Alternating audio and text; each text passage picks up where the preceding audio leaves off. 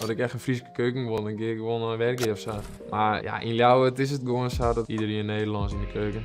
Maar ik vind het wel fijn als ik dan hier vind om Fries mee te praten, dat we dan in Fries praten. Anders werk ik 4 dagen in de week bij Postplaza. Dat is een Grand Café en een hotel. Dus we zwart geen bijt, lunch en we hebben gewoon diner. De rest de garde, de rest entremetier en de roti. De garde, dat is dus voorgerechten en desserts. Dat is entremetier, dat is alle groenten. En de roti, dat is vlees en vis. De roti is de meest ervaren persoon. Die is vaak de souschef, die moet echt alles in de grill houden. Maar ik weet net dat ik letterlijk in de keuken staan wil of dat ik privéchef wil worden. Dat vind ik wel heel interessant. Hoe kun je me de karamel al? Ja, lekker. Een geweldig dessert van het witte goud. Right, een goede fan. Maar ja, ik kan hem wel vervangen. Omroep Friesland, wat weer maar belly. Ik ben zaken. Ik doe de koksopleiding op MBO 3 niveau.